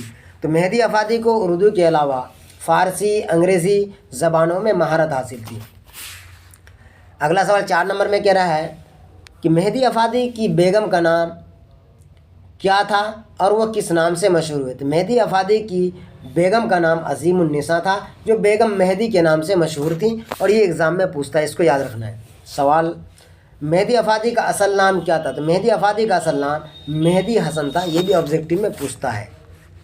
چلیے اب یہاں سے ہم تھوڑا قواعد کو پڑھاتے ہیں، کافی امپورٹنٹ ہے۔ درج ذیل محاوروں کے معنی، یہاں آپ کو کچھ محاورہ ہم دیے جو کئی بار ایگزام میں یہ پوچھا ہے، اور ان میں سے بھی ایک آدھ محاورہ آپ کے ایگزام میں اس بار بھی آ جائیں گے۔ تو آپ کا محاورہ کیا کیا ہے؟ تو زیر و زبر ہونا، آنکھ دکھانا، ہتھیلی پر سرسوں جمانا، آنکھوں کا تارا ہونا، عید کا چاند ہونا، تارے گننا، کان دینا، عقل کا دشمن، لوہے کے چنے چبانا، سبز باغ دکھانا، آب و دانہ اٹھانا۔ ان تمام محاوروں کا ہم جملے میں نیچے استعمال کیے ہیں، یہاں آپ دھیان سے دیکھیے گا۔ تو ساتھیو، اگر اور بھی محاورہ آپ کو پڑھنا ہے تو پلے لسٹ میں اور بھی 2-3 ویڈیو صرف محاوروں کا ہی اپلوڈ ہے، اور ہندی کے بھی بہت سارے ویڈیو اپلوڈ ہے جس میں ویاکرن سمبندھت بہت سارے ولوم شبد اور ہندی محاورہ بھی پڑھایا گیا ہے کافی بہترین طریقے سے۔ تو آپ ہمارے اس ویڈیو کو اب تک فٹافٹ لائک کر دیجیے، اور جو بھی ساتھی آپ کے جاننے والے اس کو شیئر کر دیجیے، کافی امپورٹنٹ ہے کیونکہ یہ میراتھن کلاس چل رہا ہے۔ چلیے تو زیر و زبر ہونا ایک محاورہ ہے یہاں، اس کا ہے کیا؟ تباہ و برباد ہونا، زیر و زبر ہونا تباہ و برباد ہونا۔ دوسرا ہے آنکھ دکھانا یعنی دھمکی دینا، ہتھیلی پر سرسوں جمانا، ناممکن کام کو ممکن کر کے دکھانا۔ عید کا چاند ہونا، آج کل میرا دوست عید کا چاند ہو گیا یعنی نظر ہی نہیں آتا ہے۔ تارے گننا، ان دنوں وہ رات بھر تارے گنتا رہتا ہے یعنی ایگزام کی تیاری کرتا ہے تو اس کو سونے کی فرصت ہی نہیں ملتا ہے۔ اگلا ہے کان دینا یعنی بڑوں کی بات پر کان دینا چاہیے۔ آج کل جو ہم لوگ بچے ہیں، بڑے لوگ کچھ بھی کہتے ہیں تو اس کی باتوں پر ہم دھیان نہیں دیتے، لیکن دھیان دینا چاہیے، کان دینا چاہیے۔ اس کا عقل کا دشمن ہونا، وہ بات سمجھتا ہی نہیں، وہ عقل کا دشمن ہے یعنی آج کل کا بچہ بات کو سمجھتا ہی نہیں۔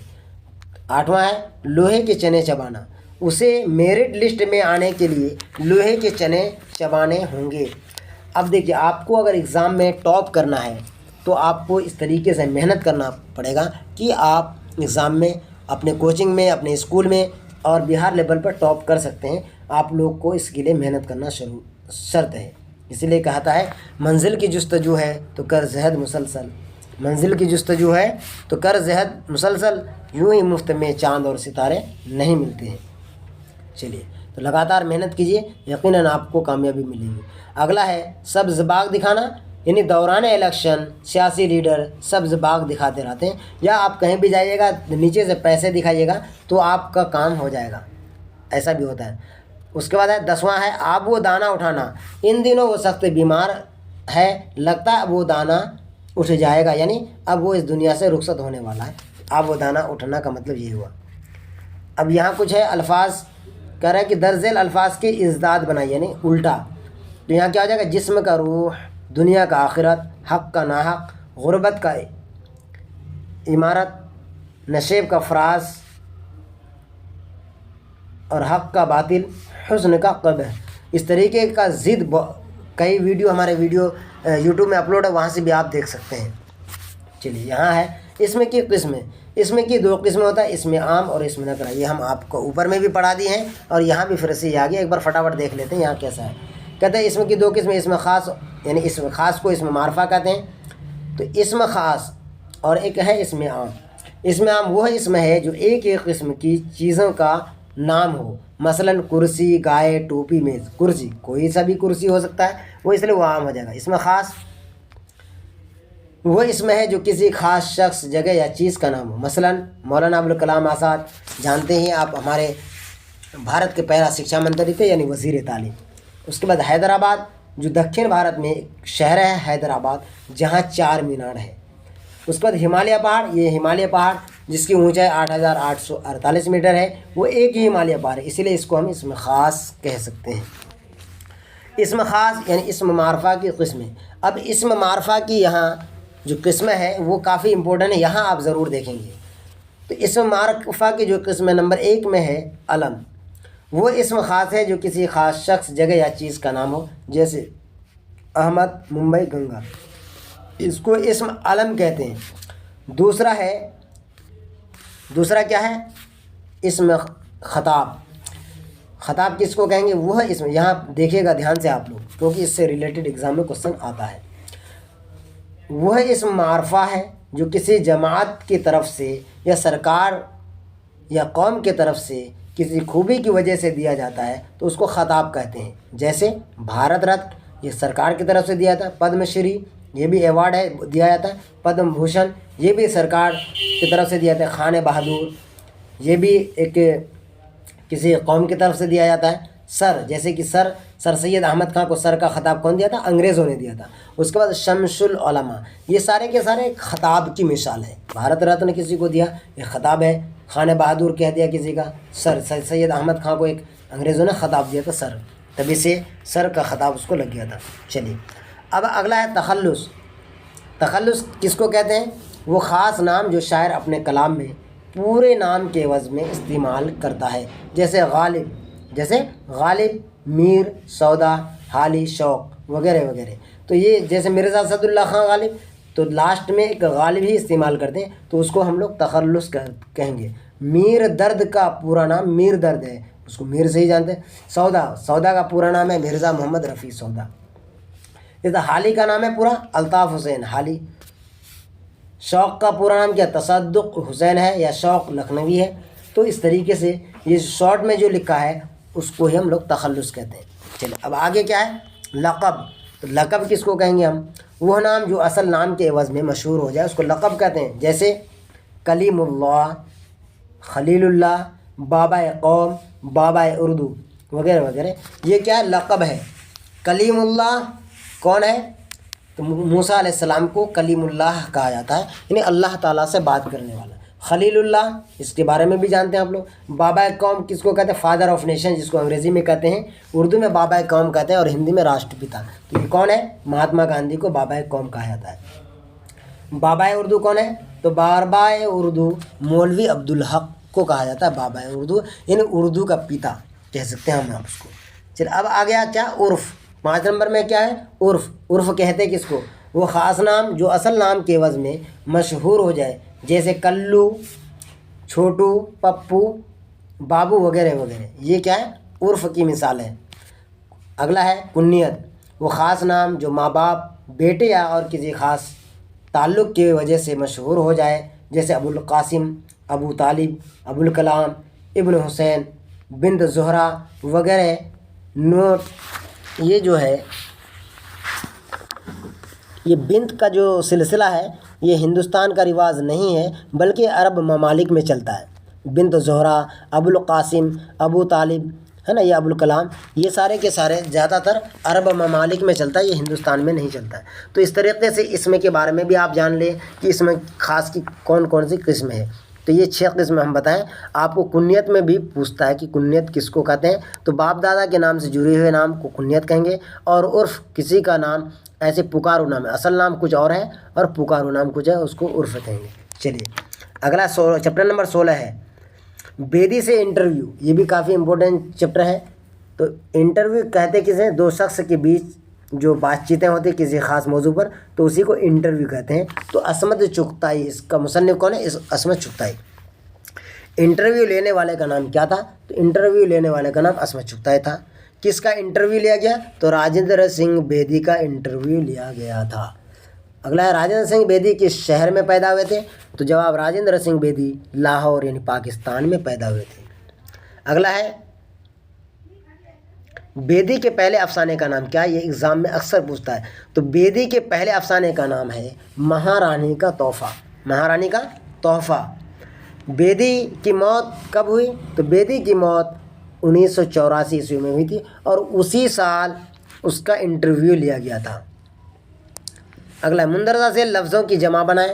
تو اس چیپٹر میں جو جمع ہے جو ایگزام میں پوچھا جا سکتا ہے تو وہ ہم یہاں بنا دیے. جواب ہے تو شخص کی جمع، اشخاص، ادب کا ہو جائے گا آداب، صنف کا اصناف، حقیقت کا حقائق، عنصر کا عناصر، حصہ کا حصص، کیفیت کا کیفیات، تخیل کا تخیلات. یہ جمع آپ کا اسی چیپٹر میں ہے. آپ کا یہاں اس کو دھیان سے پڑھ لینا، دیکھ لینا ہے تاکہ آپ کا اس طریقے سے آئے گا تو آپ اس کو حل کر لیں گے. اسی میں ہے درج ذیل الفاظ کی ضد بنائیں یعنی ازداد لکھیے. تو بلند کا کیا ہو جائے گا؟ تو اس طریقے سے دیا ہوا ہے بلند حقیقت، وجود، تلخ لائق، زندگی، خوش بختی، قریب، ممکن، شروع. تو اس کا نیچے ہم اس طریقے سے کالم میں بنائیں. تو یہاں دیا ہوا ہے بلند کا پست، حقیقت مجاز، وجود کا عدم، تلخ کا شیریں، لائق کا نالائق، زندگی کا موت، خوش بختی کا بدبختی، قریب کا بعید، ممکن کا ناممکن، شروع کا آخر. تو قریب کے معنی ہوتا ہے نزدیک، بعید کے معنی ہوتا ہے دور. اب ہم چلیں گے، یہ نثری حصہ ختم ہو گیا، افسانہ کا بعد نثر چلا، نثر کے بعد اب ہم یہاں سے شروع کرتے ہیں، نظم کی طرف بڑھتے ہیں فٹافٹ. چیپٹر نمبر 17 میں نظم شروع ہوتا ہے. پہلا نظم جو ہے مناظر قدرت ہے. اس نظم کو جو ہم نے ویڈیو میں جو پڑھائے گئے ہیں اب اسی چینل کے پلے اسٹور میں اپلوڈ ہے، پلے لسٹ میں جا کے آپ دیکھ سکتے ہیں. تو کیا ہے مناظر قدرت؟ اس کا مصنف کون ہے؟ پنڈت برج نارائن چکبست. یہ اس کے مصنف ہیں مناظر قدرت جو نظم لکھا گیا ہے. سوال نمبر 1 میں کہہ رہے ہیں کہ چکبست کا انتقال کب ہوا اور کہاں ہوا؟ تو چکبست کا انتقال بریلی کے ریلوے اسٹیشن پر سن 1926 عیسوی میں ہوا.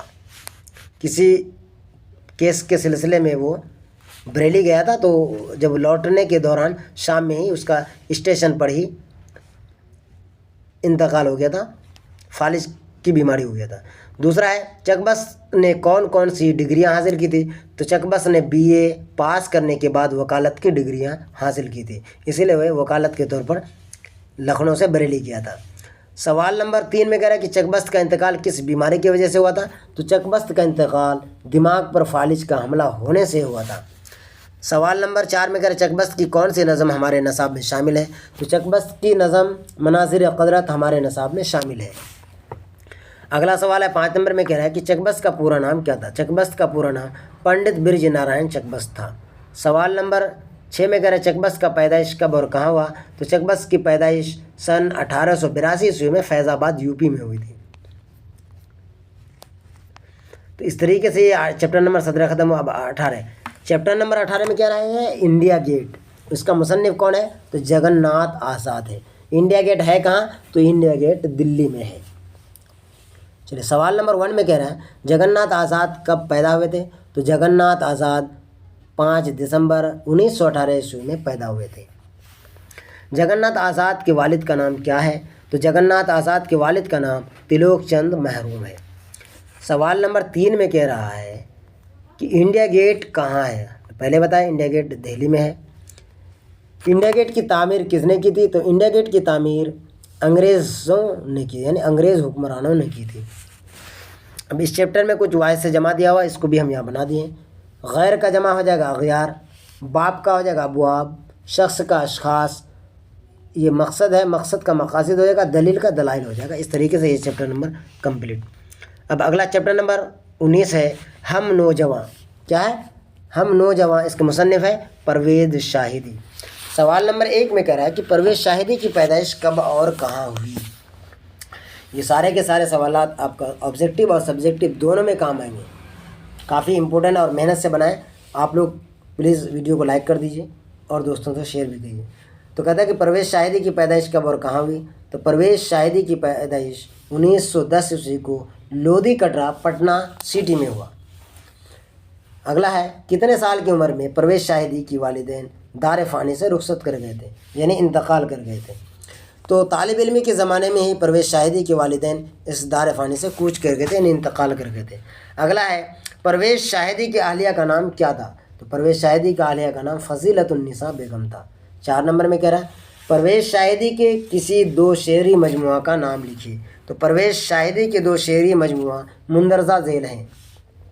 کیا وہ؟ رقص حیات، دوسرا ہے تثلیث حیات، یہ 2 اس کے شعری مجموعہ ہیں۔ 5 نمبر کہہ رہا مخمس نظم کسے کہتے ہیں؟ تو یہ امپورٹنٹ ہے اور اس کو دھیان سے سن لیجیے آپ لوگ۔ تو مخمس نظم کہتے کس کو؟ کہتا ہے کہ مسدس اور مربع کی طرح مخمس بھی شاعری کی ایک حیت ہے۔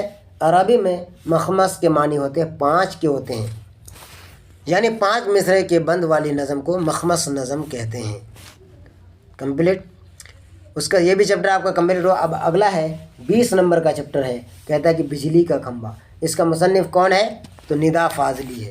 ندا فاضلی کہاں پیدا ہوئے تھے؟ تو ندا فاضلی گورکھ گوالیار میں پیدا ہوئے تھے۔ آپشن۔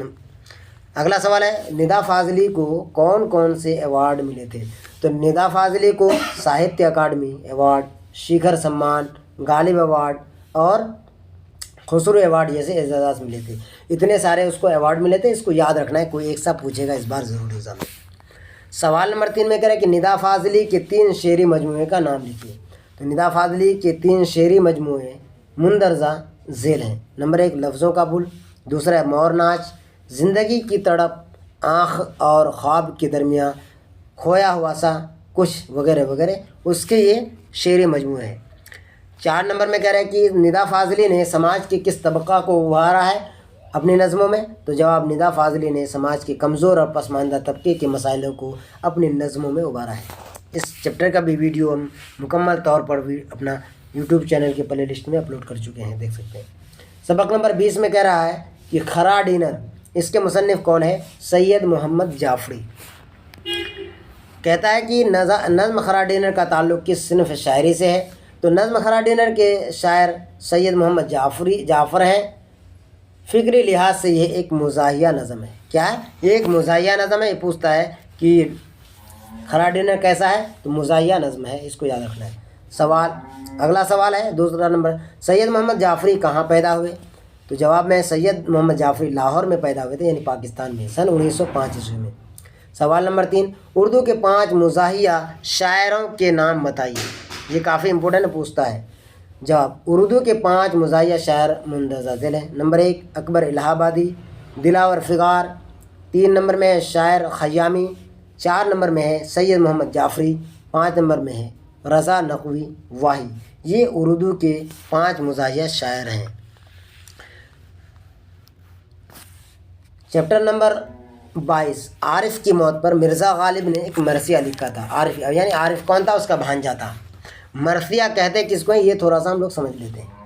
مرثیہ عربی لفظ رثا سے بنا ہے، جس کے لغوی معنی ہے رونے اور ماتم کرنے کے ہیں. اردو شاعری کی اصطلاح میں جس نظم میں کسی مرنے والے کی اوصاف بیان کیے جائیں اور اس کی موت پر رنج و غم کا اظہار کیا جائے تو اس کو ہی ہم لوگ کیا کہتے ہیں؟ مرثیہ کہتے ہیں. سوال، غزل کی حیت میں غالب کی اس نظم کو آپ کیا کہیں گے؟ تو غزل کی حیت میں اس نظم کو ہم مرثیہ کہیں گے، کیونکہ اپنے بھانجا کی موت پر اس نے یہ مرثیہ لکھا تھا. سوال نمبر 2، غالب کی پرورش کس کے زیر سایہ ہوئی؟ تو غالب کی پرورش ان کے چچا نصر اللہ بیگ خاں کے زیر سایہ ہوئی تھی، یعنی سرپرستی میں. اگلا ہے، غالب کا پورا نام کیا تھا؟ غالب کا پورا نام اسد اللہ خاں ہے. مرزا نوشہ لقب تھا، یعنی دلی اس کا سسرال تھا، اور پیار سے دلی والے اس کو مرزا نوشہ یعنی نوشہ بابو کہتے تھے. سوال نمبر 4 میں کہہ رہا ہے کہ غالب کے والد کا نام بتائیے. تو غالب کے والد کا نام عبداللہ بیگ تھا. اس چیپٹر میں بھی کچھ واحد سے جمع ہے جس کو ہم یہاں بنائے ہیں، جو کافی امپورٹنٹ ہے. دن، فلک، بارش، شہید، فن. تو دن کا جمع ہو جائے گا دنوں، اور دن کا جمع ادیان بھی ہوتا ہے، یہ بھی یاد رکھنا ہے. تو وہ دن کا جمع ادیان کون سا ہوگا؟ وہ دین کو دال یا نون اگر پوچھے گا دین تو اس کا جمع ادیان ہو جائے گا، لیکن یہ دال نون زر دن ہے اس لیے اس کا جمع ہو جائے گا دنوں. اگلا فلک کا جمع ہو جائے گا افلاق، بارش کا بارشوں، شہید کا شہدا، اس کا فن کا ہو جائے گا فنون. اس طریقے سے یہ واحد اور جمع ہوا. اگلا چیپٹر ہے 23 نمبر میں کہہ رہا ہے زہر عشق. یہ اقتباس ہے، شوق لکھنوی اس کے مصنف ہے، اور یہ ایک مثنوی نگار ہے. سبق نمبر 23 میں یہ بھی کافی امپورٹنٹ ہے، جو کافی مزیدار کہانی ہے. اس کو بھی ہم اچھے طریقے سے اس کا بھی ویڈیو اپلوڈ کر چکے ہیں، آپ وہاں سے دیکھ سکتے ہیں. سوال نمبر 1 میں کہہ رہے ہیں زیر نظم شاعری کی کس صنف سے تعلق ہے؟ زیر نصاب نظم. تو کہہ رہا ہے زیر نصاب نظم اردو شاعری کی صنف مثنوی سے تعلق رکھتا ہے، اور مثنوی کا یہ اقتباس مرزا شوق لکھنوی کے مثنوی زہر عشق سے محفوظ ہے. اس سے زہر عشق سے. سوال نمبر 2 میں کہہ رہا ہے کہ صنف مثنوی سے اپنی واقفیت کا اظہار کیجیے. کہتا ہے کہ جواب، مثنوی اردو شاعری کی ایک اہم صنف ہے جس میں عام طور سے حسن و عشق کی طویل داستان یا میدان جنگ کے درمیان داستان کو بیان کیا جاتا ہے. یعنی کہ مثنوی میں حسن و عشق کے بارے میں بیان کیا جاتا ہے. لفظ مثنوی عربی کے لفظ ثنا سے مشتق ہے، جس کے معنی دو کے ہوتے ہیں. یہ پوچھ سکتا ہے کہ مثنوی کے لغوی معنی کیا ہے؟ تو کہا جاتا ہے مثنوی عربی کے لفظ ثنا سے ہے، مشتق ہے، جس کے معنی دو کے ہوتے ہیں.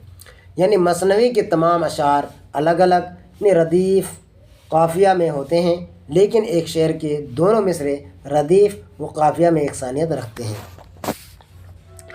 3 نمبر میں کہا ہے کہ مثنوی نگار نے سوداگر کی لڑکی کے آنکھوں کی مثال کس سے دی ہے؟ تو کافی امپورٹنٹ طریقے سے اس نے بتایا. کہتا ہے کہ جواب، مثنوی نگار نے سوداگر کی آنکھوں کی مثال چشم غزال کی رشک سے دی ہے. چشم غزال یعنی ہرنی کی آنکھ. چشم غزال کے معنی ہوتا ہے ہرن کا بچہ.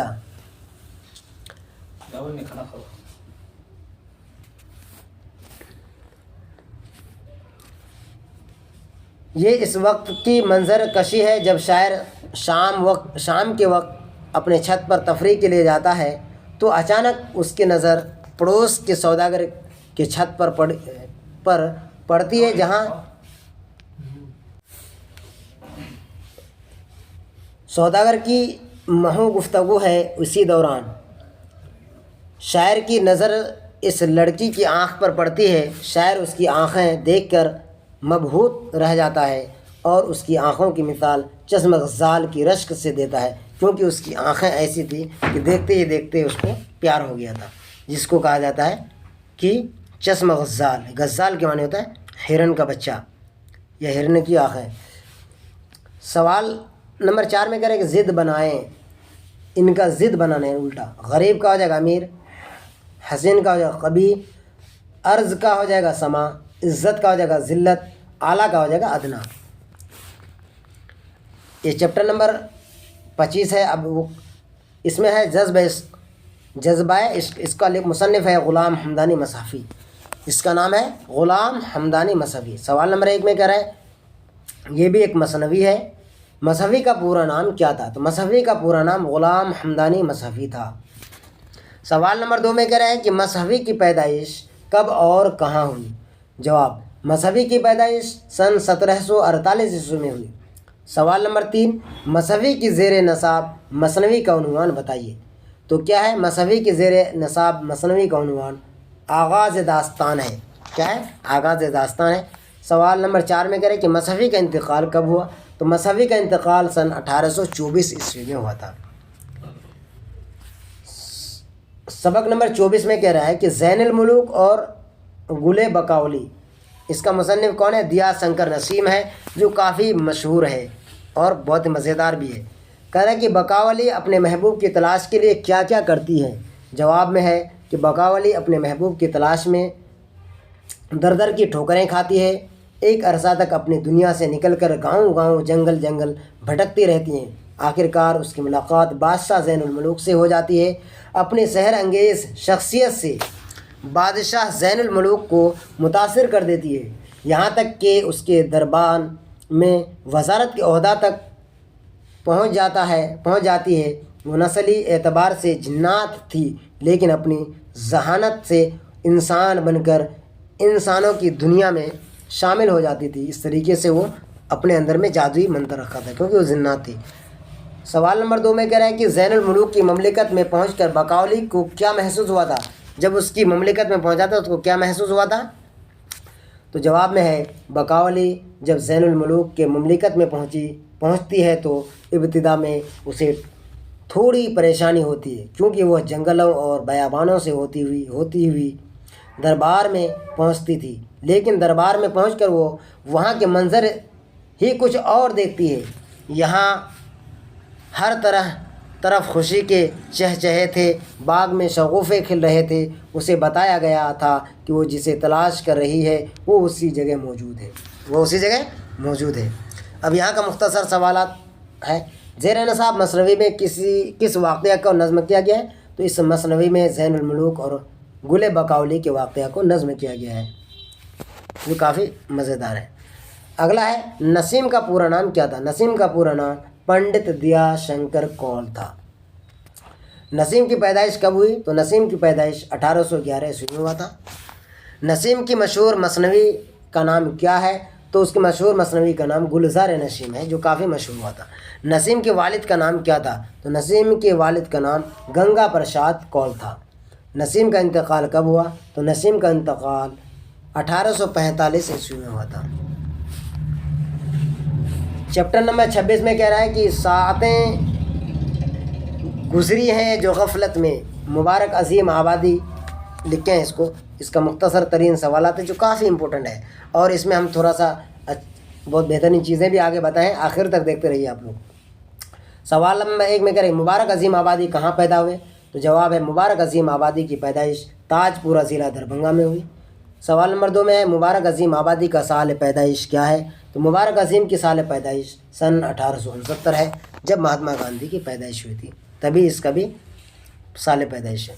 मुबारक अजीम आबादी का इंतकाल कब हुआ? तो मुबारक अजीम आबादी का इंतकाल 1958 ईस्वी में हुआ। 4 नंबर में कह रहा है कि मुबारक अजीम आबादी के वालिद का नाम क्या था? तो मुबारक अजीम के वालिद का नाम फ़िदा हुसैन वामिद था। 5 نمبر میں کہہ رہے ہیں کہ اردو شاعری میں مبارک عظیم آبادی کے استاد کون تھے؟ تو اردو شاعری میں مبارک عظیم آبادی کے استاد داغ دہلوی تھے۔ اس سے ریلیٹڈ، داغ دہلوی سے ریلیٹڈ شعر آئے گا آگے۔ سوال نمبر 6 میں کہہ رہا ہے فارسی شاعری میں مبارک عظیم آبادی کے استاد کون تھے؟ فارسی میں جو شاعری کرتے تھے، تو فارسی شاعری میں مبارک کے استاد عبدالحمید پریشان تھے۔ 7 نمبر میں ہے مبارک عظیم آبادی کے شعری مجموعے کا نام کیا ہے؟ تو مبارک عظیم آبادی کے شعری مجموعے کا نام جلوہ داغ ہے۔ کیا ہے؟ جلوہ داغ۔ یہاں تھوڑا سا امپورٹنٹ سوال ہے کہ مندرجہ ذیل سابقے اور لاحقے، اس طرح سے بھی آپ کا 1 سے 2 نمبر کا سوال پوچھے گا آبجیکٹیو ٹائپ میں۔ تو جیسے کہ مند ہے، کار ہے، زار ہے اور اہل ہے، اس سے سابقہ اور لاحقے والا بنانا ہے۔ تو یہاں ہم اچھی طریقے سے بنا دیے ہیں۔ اس طرف ہے سابقہ اور اس طرف ہے لاحقہ۔ جیسے بے ادب، جیسے بے ادب، بے سے بے ادب، یہ آپ کا سابقہ ہو گیا۔ اہل علم، اہل خرد، یعنی ایسا الفاظ جو شروع میں ملا دینے سے وہ سابقہ ہوتا ہے، اور کسی الفاظ کے آخر میں کچھ الفاظ ملا دینے سے وہ لاحقے ہو جاتا ہے۔ جیسے مند، تو عقل مند، مند کو ہم آخر میں، الفاظ کے آخر میں ملائے تو وہ لاحقے ہو گیا۔ جیسے درد مند، درد کیا گیا، زار، سبزہ زار، گلزار، اہل یعنی اہل علم، اہل خرد۔ اس کے بعد ہے کار، کار یعنی صلاح کار۔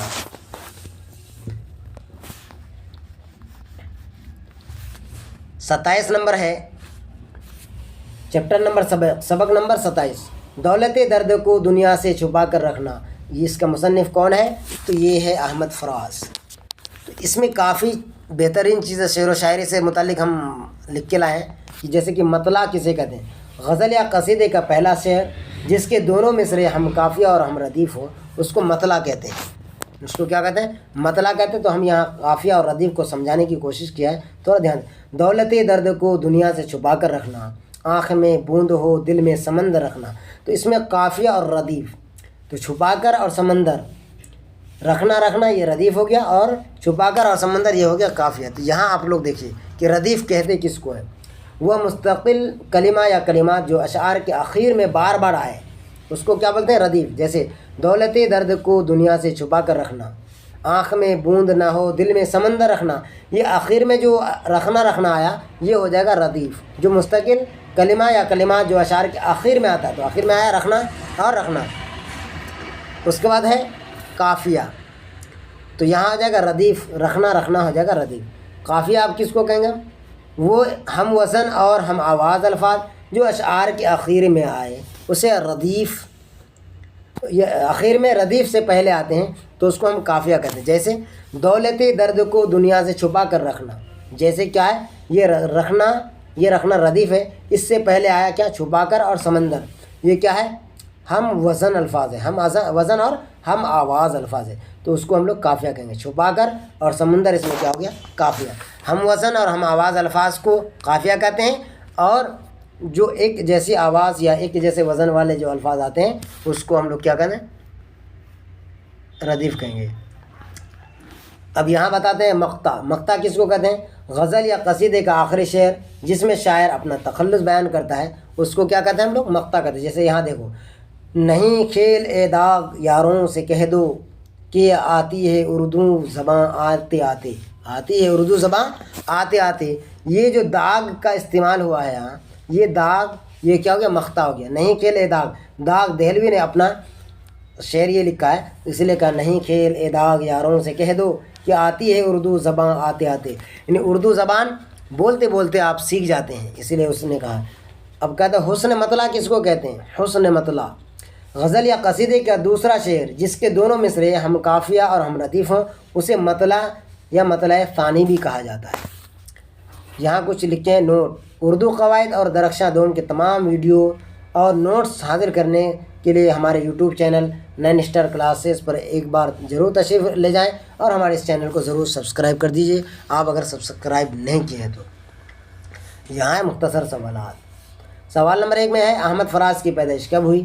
احمد فراز کی پیدائش سن 1933 عیسوی میں۔ اگلا ہے احمد فراز کہاں پیدا ہوئے؟ تو احمد فراز کی پیدائش پشاور یعنی پاکستان میں ہوئی تھی۔ سوال نمبر 3 میں ہے احمد فراز کس یونیورسٹی میں لیکچرر ہوئے؟ تو احمد فراز پشاور یونیورسٹی میں لیکچرر ہوئے تھے جو پاکستان میں ہے۔ اگلا ہے احمد فراز کس ادارے کے مینیجنگ ڈائریکٹر ہوئے؟ تو جواب ہے احمد فراز نیشنل بک فاؤنڈیشن پاکستان، نیشنل بک فاؤنڈیشن پاکستان کے مینیجنگ ڈائریکٹر ہوئے تھے۔ اگلا سوال ہے اپنی موت سے کچھ دن پہلے وہ بہار کے کس ضلع میں آئے تھے، تشریف لائے تھے؟ تو احمد فراز اپنی موت سے کچھ ہی دن پہلے 2009 عیسوی میں دربھنگہ کے ایک مشاعرے میں تشریف لائے تھے۔ چلیے سوال نمبر 6 میں کہہ رہا ہے کہ غزل عربی کے کس صنف سے ماخوذ ہے؟ تو غزل عربی کے صنف قصیدہ سے ماخوذ ہے، یا آبجیکٹو میں پوچھ سکتا ہے۔ جس غزل میں ردیف نہ ہو اس غزل کو کیا کہتے ہیں؟ یہ بھی امپورٹنٹ ہے۔ تو جس غزل میں ردیف نہ ہو اس غزل کو غیر مردف غزل کہا جاتا ہے۔ سوال نمبر 8 جواب دکن کے شاعر ولی دکنی، سوال نمبر 8 میں دکن کے کس شاعر کے ذریعہ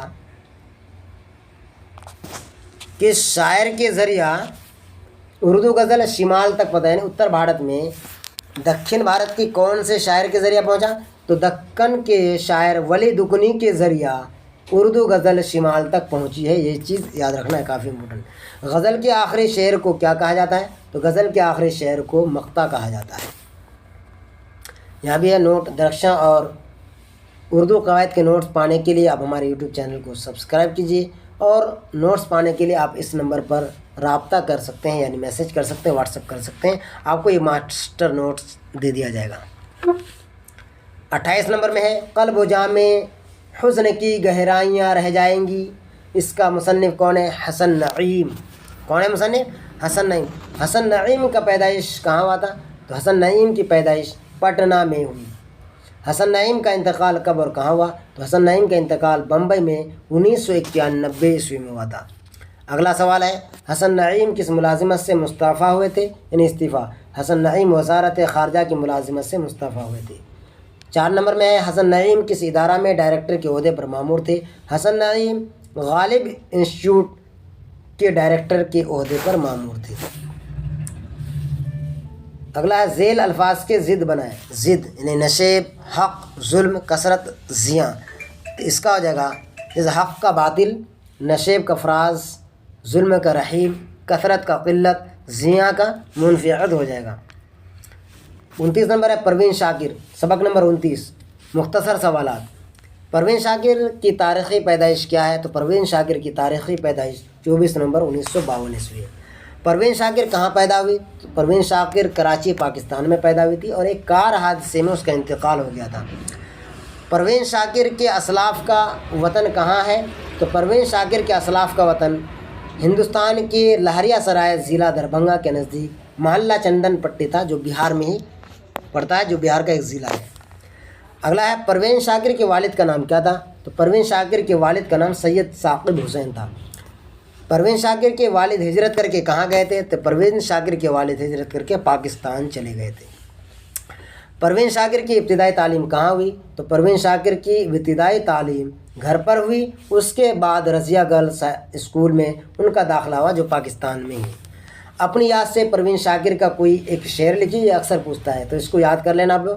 کون جانے کہ نئے سال میں تو کس کو پڑھے تیرا معیار بدلتا ہے نصابوں کی طرح، یعنی تیرا معیار بدلتا ہے، یعنی آپ کا ایٹیٹیوڈ بدلتا ہے نصاب میں، جس طریقے سے ہر سال نصاب بدلتا ہے۔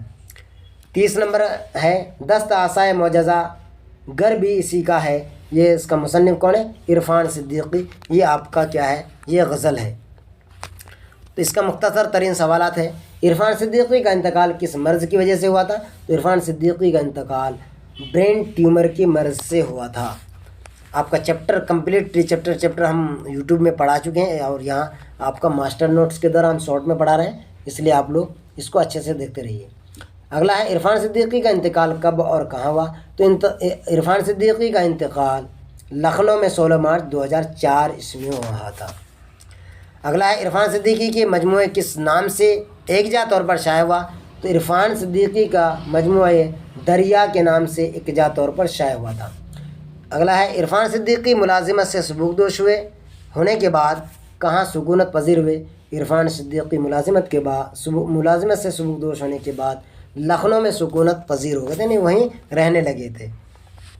اگلا 5 نمبر کا ہے عرفان صدیقی نے کالی داس کے ڈرامہ مالور کا اگنی مترم کا ترجمہ کس نام سے کیا؟ تو عرفان صدیقی نے کالی داس کے ڈرامہ مالو کا اگنی مترم کا ترجمہ مالے کا اور اگنی متر کے نام سے کیا تھا ترجمہ۔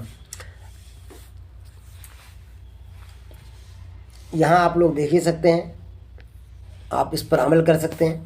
اگلا ہے آپ کا 31 نمبر کا سبق، یہ دوہا ہے۔ یہ دوہا کیا ہے؟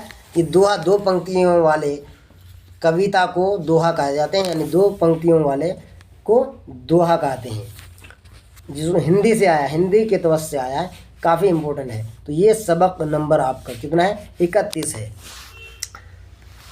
تو کہتا ہے کہ اردو شاعری میں دوہا ایک ایسی صنف ہے جو ہندی سے شاعری کے توسط سے اردو میں آئی ہے۔ دھیان دیجیے گا، تکنیکی اعتبار سے دوہے میں 2 مصرعے ہوتے ہیں۔ کتنے مصرعے ہوتے ہیں؟ 2 مصرعے ہوتے ہیں، اور ہر مصرعے میں 2 چرن اور بعد کا حصہ وشم چرن کہلاتا ہے۔ ہر مصرعے 2 چرن اور بعد کا حصہ وشم چرن کہتا ہے۔ سم چرن میں 13 اور وشم چرن میں 11 ماترائیں ہوتی ہیں، یہ آپ کو یاد رکھنا ہے، کافی امپورٹنٹ ہے۔ تو اس کے بعد یہاں کیا کہتا ہے؟ تارے چھو جگنو پکڑ رچ سپنوں کے کھیل، رات کی اتنی عمر ہے دیے میں جتنا تیل۔ کہتا ہے تارے چھو جگنو پکڑ رچ سپنوں کے کھیل، رات کی اتنی عمر ہے دیے میں جتنا تیل، یعنی رات کا اتنا ہی عمر ہے جتنا آپ کا دیا میں تیل ہے۔ یہ اس کے یہ دوہا کا پہلا پنکتی ہے۔ تو چلیے ہم یہاں شروع کرتے ہیں مختصر سوالات۔ ظفر گورکھپوری کی پیدائش کب ہوئی؟ تو ظفر گورکھپوری کی پیدائش 5 مئی 1935 عیسوی میں ہوئی تھی۔ اگلا سوال ہے ظفر گورکھپوری کی پیدائش کس ریاست میں ہوئی؟ تو ظفر گورکھپوری کی پیدائش ریاست اتر پردیش میں ہوئی تھی۔ اگلا سوال ہے بچوں کے لیے ظفر گورکھپوری کے کون سے 2 مجموعے شائع ہوئے ہیں؟ تو بچوں کے لیے ظفر گورکھپوری کی 2 مجموعے ناچری گڑیا اور سچائیاں شائع ہوئی ہیں۔ اگلا سوال 4 نمبر ہے ظفر گورکھپوری نے کن کن ملکوں کا دورہ کیا؟ تو ظفر گورکھپوری نے ریاستہائے متحدہ امریکہ، سعودی عرب اور متحدہ عرب امارات کے دورے کیے ہیں۔ اور یہ آپ کا آخری سبق ہے، کہتا ہے کہ گیت یہ کیا ہے؟ جس کا مصنف ہے سلام مچھلی شہری۔ جس طرح غزل اردو شاعری کی بہت ہی مقبول صنف ہے، اسی طرح ہندی کی شعری اصناف میں گیت کی صنف قدیم زمانے سے مقبول ہے۔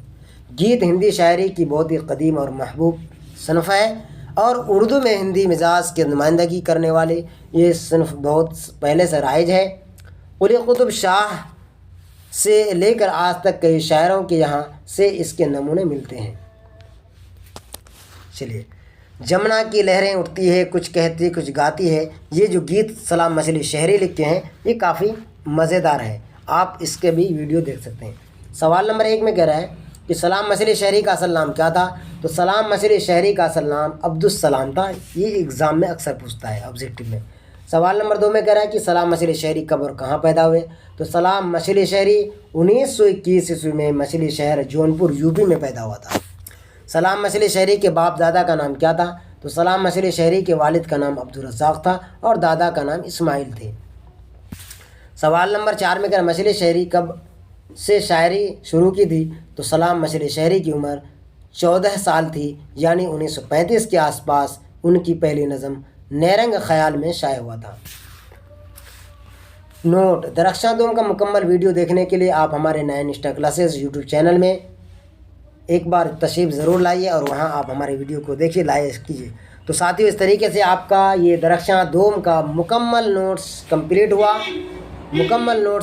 ہو گیا۔ امید ہے کہ آپ کو بہتر طریقے سے سمجھ میں آیا ہوگا۔ بہت کم سمے میں ہم لگ بھگ 1.5 گھنٹے میں اس پوری بک کو کمپلیٹ کر دیے ہیں، جو آپ کو بہت ہی آسانی سے سمجھ میں آیا ہوگا۔ آخر میں کہتا ہے کہ لہروں سے ڈر کر نوکا پار نہیں ہوتی، کوشش کرنے والوں کی کبھی ہار نہیں ہوتی۔ اس 1.5 گھنٹے کا ویڈیو کو آپ مکمل دیکھے ہوں گے اور آپ کا اس میں 80+ اس ویڈیو کے ذریعے سے نمبر آ جائے گا، اور باقی آپ کی پچھلے محنتوں سے آ جائے گا۔ اور الگ الگ چیپٹرز کا ویڈیو بھی آپ ہمارے یوٹیوب چینل کے پلے لسٹ میں جا کر کے دیکھ سکتے ہیں۔ اور آپ کو یہ ویڈیو کیسا لگا ساتھیو، ضرور آپ اس ویڈیو کے بارے میں کمنٹ باکس میں کچھ ضرور لکھیے، اور تاکہ آپ کے ذریعے ہمیں کو خوشی ہوگی، اور لائک بھی کیجیے۔ جو ساتھی سبسکرائب نہیں کیے چینل کو پلیز سبسکرائب کر دیجیے اور بیل آئیکن کو دبا دیجیے، اور اب تک کوئی ساتھی دوسرے کو نہیں شیئر کیے تو فٹافٹ شیئر کر دیے۔ شکریہ، خدا حافظ، السلام علیکم۔